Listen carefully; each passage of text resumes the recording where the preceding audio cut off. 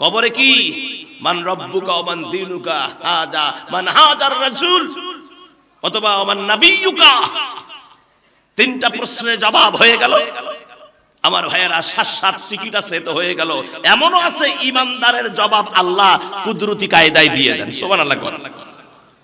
আল্লাহর বান্দা সেখানে জান্নাতি বিছানায় শুয়ে থাকলো, তাহলে সেখানেও শান্তি আছে কি বাবা? টিকিট আছে। সুবহানাল্লাহ। তারপরে আপনার এই টিকিটটা থাকার কারণে হাসরের ময়দানে শান্তি। ফুলসিরাতে যখন যাবেন, পুলের উপরে উঠবেন, ফুলসিরাতে সূক্ষ্ম রাস্তা, এখানেও যখন টিকিট দেখবে, যার যত মানের টিকিট, কারো ফার্স্ট ক্লাস, কারো সেকেন্ড ক্লাস, কারো থার্ড ক্লাস, আছে না নাই? টিকিটের নিয়ম অনুযায়ী, টিকিটের পাওয়ার অনুযায়ী ওই ফুলসিরাতের রাস্তা তাড়াতাড়ি পার হয়ে যাবে। সুবহানাল্লাহ।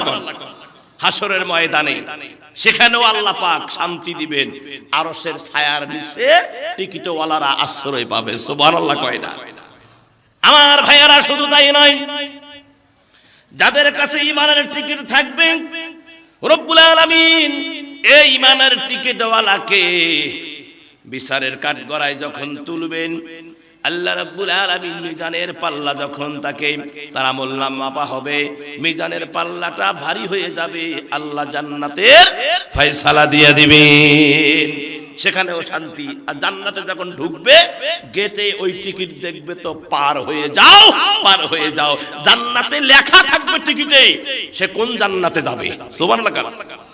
জান্নাতের টিকিটে লেখা থাকবে সে কোন জান্নাতে যাবে। যেমন সিটে লেখা, টিকিটে লেখা থাকে কত নাম্বার সিট, আসন সংখ্যা কত, ঠিক কি না? যে সি গ্রুপের এই C1 বা B1 বা A1 বা কি আপনার D1 F1 E1 হতে পারে।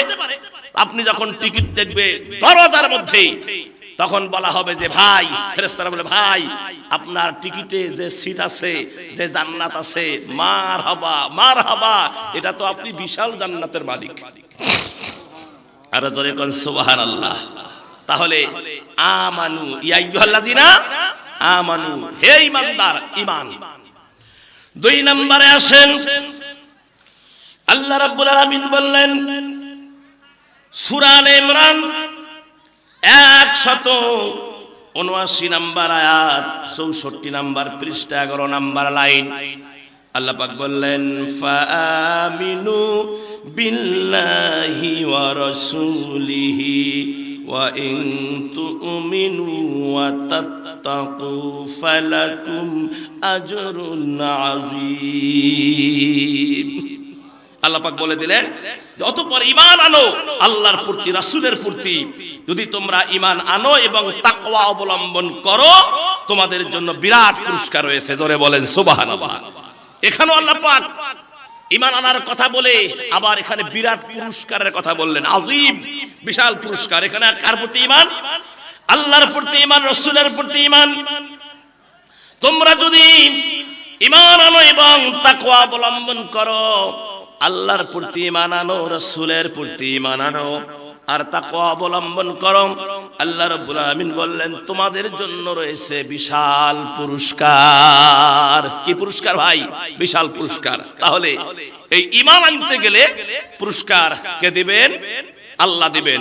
আর এই ঈমান আনতে হবে আমাদেরকে কার প্রতি? আল্লাহর প্রতি। 1 2 হলো আল্লাহকে ভয় করতে হবে। যারা ঈমানদার, যারা মুসলমান, যারা আল্লাহকে বিশ্বাস করে, আল্লাহকে ভয় করার দরকার আছে না নাই? যারা অমুসলিম তারা আল্লাহকে ভয় করে না। ভয় করে? ভয় করে না। আমাদের মুসলমানের মধ্যেই কিছু আছে আল্লাহকে ভয় করে না, বরঞ্চ নিজের স্বার্থের জন্য যা খুশি তাই করে। এরা হচ্ছে রাসূলের ভাষায় এরা হচ্ছে টাটকা মুনাফিক। এরা কি মুনাফিক? জোরে কোন? এরা হচ্ছে টাটকা মুনাফিক। আর এই মুনাফিকদের দ্বারা ইসলামের কোনো উন্নতি কখনো হয় নাই, হবেও না, বরঞ্চ তারা নিজেদের পায়ে নিজেরাই কুড়াল মারতেছে।